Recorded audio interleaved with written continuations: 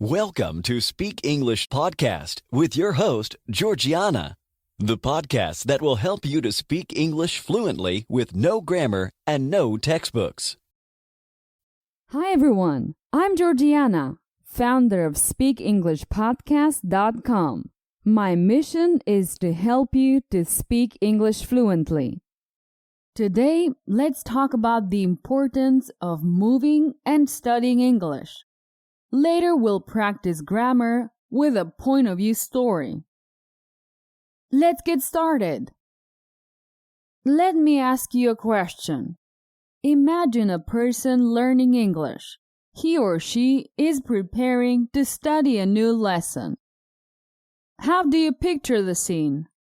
Perhaps this person is sitting at home or in a quiet library with an open textbook, a dictionary, and a notebook.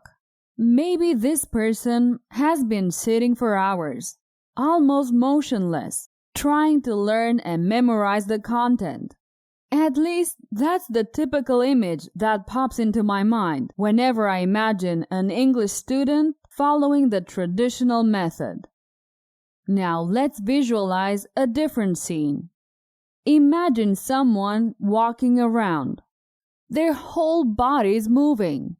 The feet transmit movement to the legs and to the entire body. The arms are swinging slightly, and the brain receives more oxygen. You can't be too lethargic when you walk, can you? For me, this second state is the perfect one for learning. The brain is more awake, and it can acquire new knowledge faster. And there's no need to carry around any textbooks, notebooks, dictionaries, pencils, etc. That wouldn't be practical at all while you're walking. And people might start pointing you on the street as if you were some lunatic. There's a much efficient way to learn English. You can now improve your English considerably by listening to interesting audios. There's no need to sit on a chair and listen to my podcast or my premium courses. The only thing you need is your cell phone and some headphones. Start taking a nice walk every day and improve your English skills at the same time. In fact, mini story lessons are designed in such a manner so that you can simulate a conversation in English wherever and whenever you get some spare time. You'll learn English faster than ever, and you'll get in great shape too. You can't ask for more, can you? Still not convinced? Let me tell you about famous people who did remarkable things while they were taking a walk. Aristotle, the famous Greek philosopher, instructed his students while strolling. His students were called peripatetics, which means walking about in Greek. Charles Dickens got to know London while he was walking every day for 5 hours. These walks also helped the author relieve anxiety.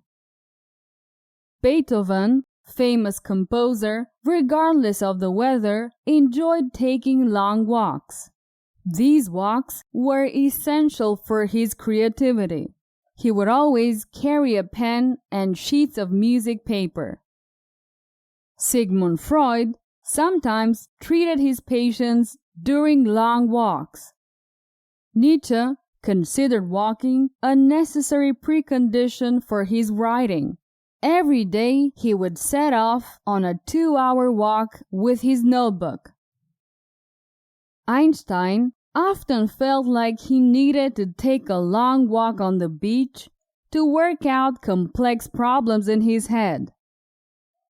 And Steve Jobs was famous for his long walks, which he used for exercise, contemplation, problem solving, and even meetings. Jobs found that his meetings away from the office helped him concentrate on the meeting and nothing else. Now that you've got inspired by all these great men, Start learning English while doing something positive for your health. Okay, let's practice some grammar with the point of view technique. You'll learn grammar intuitively without boring exercises or memorizing rules. I will tell a short story more than one time. Every time, I'll change a grammar point. You just need to listen and recognize the changes. Okay, the story happened in the past. Mia was an excellent English student. She didn't learn alone, but with her friend Carol. They both studied English together. They met every Thursday afternoon at the library. They were there for 5 hours. They studied in silence, and 7 out of 10 times they fell asleep. They were always sitting for too long in the same position. One day, Carol had an idea. She suggested that in order not to fall asleep, they could take a walk and study at the same time. Mia thought it was an excellent idea.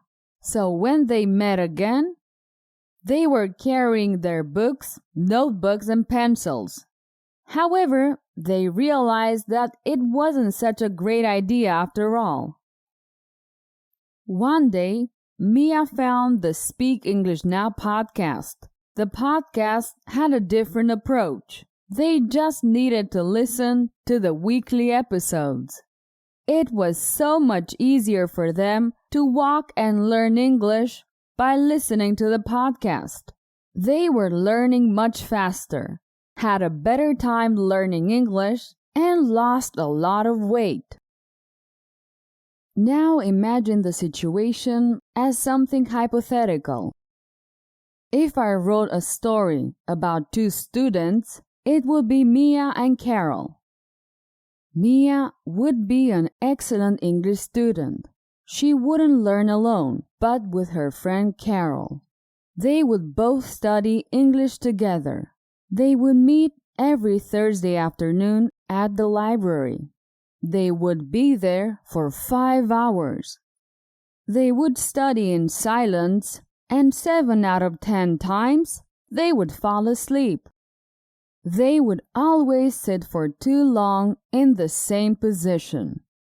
One day, Carol would have an idea. She would suggest to her friend that, in order not to fall asleep, they could walk and study at the same time. Mia would think it would be a good idea.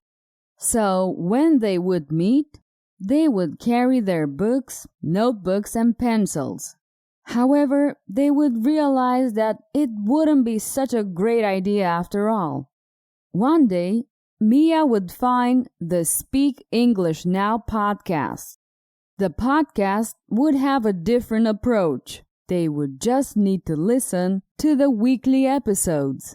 It would be so much easier for the 2 friends to walk and learn English by listening to the podcast. They would learn much faster, would have a better time, and lose a lot of weight. Okay, this is the end of this short lesson. You see, just by changing a point of view of the story, you can learn grammar intuitively. My recommendation is to listen to the point of view many times. It'll help a lot. This is one of the techniques that I use in my premium courses. I recommend you to take a look at speakenglishpodcast.com/courses. Okay, it's the end of this episode. Remember to listen to it several times. It will help you with your English. See you next week and have a fabulous day. Goodbye. Did you enjoy today's episode? Get the transcript now at speakenglishpodcast.com.